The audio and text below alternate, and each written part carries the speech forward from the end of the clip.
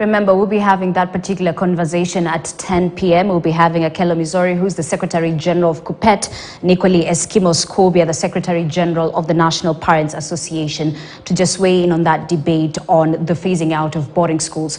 But let's now head to Bungoma. It's all systems go for voters in the populous Bungoma County as they pick their senator Thursday. 11 candidates have been cleared to vie for the seat left vacant after Moses Wetangula was elected as the Speaker of the National Assembly. Today, the IEBC distributed all voting materials ready for the exercise. Let us now link up with our reporter Alan Uchanda, who has been following campaigns in Bungoma County. Alan, good evening. What do we expect tomorrow?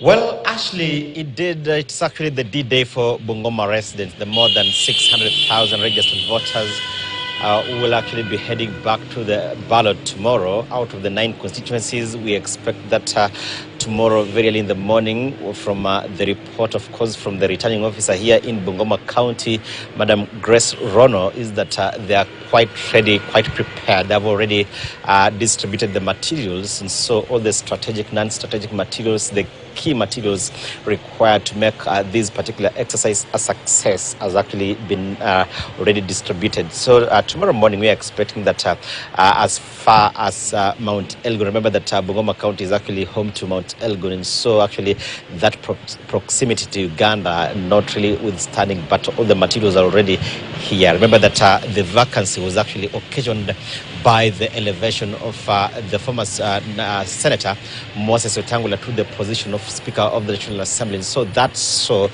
the application of more than 20 contestants for that particular seat, but only 11 were shortlisted and given the green light by IEBC to contest for that particular seat. And so we've seen Ford Kenya and UDA candidates really locking horns. Remember that UDA and Ford Kenya parties are actually sister parties under the banner of the Kenya Kwanza coalition, of course, the coalition that formed government under the leadership of President William Ruto. But also we also have the candidate being sponsored by Azimio, that is Wafula Wamunyenyi, who was trounced in his, remember that he's actually held that seat of Kandui as Member of Parliament for the last 15 years. And so he was actually trounced following his bitter fallout with his former party boss, Ford Kenya's Moses Wetangula. Remember that Moses Wetangula, despite being the National Assembly Speaker, hasn't really relinquished that position as the party leader of Ford Kenya. So we are expecting that out of the 11 contestants, the race might just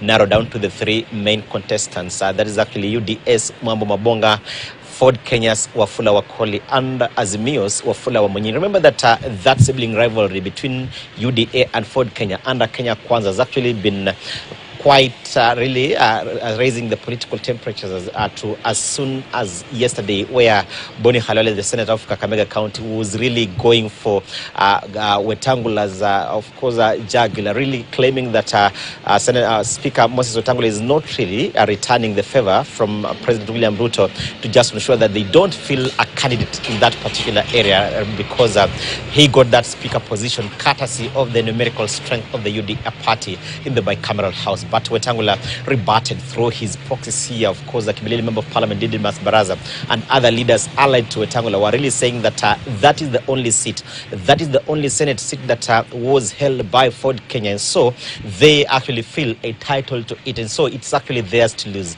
And so tomorrow, Ashley, quite early in the morning, you can actually bet on us to just ensure that we bring to you all happenings here in Bungoma, all the 9 constituencies here, when they will start voting here, all the contestants, be it the independent candidates who've actually been complaining that we've had that preferential treatment towards candidates sponsored by political parties, or be it any other candidate.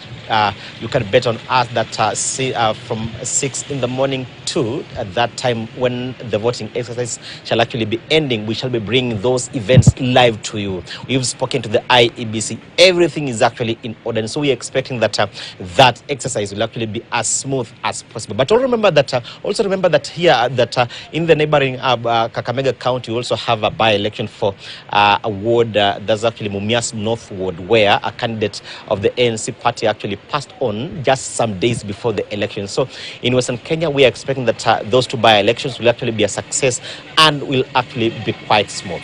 Ashley. Thank you so much, Alan Ochanda, for that. Of course, Alan Ochanda is the man on the ground. And as he mentioned, he will be updating us on everything that will be happening come tomorrow during that particular by-election. While you're watching News Hour, we take a short break. We'll be back shortly.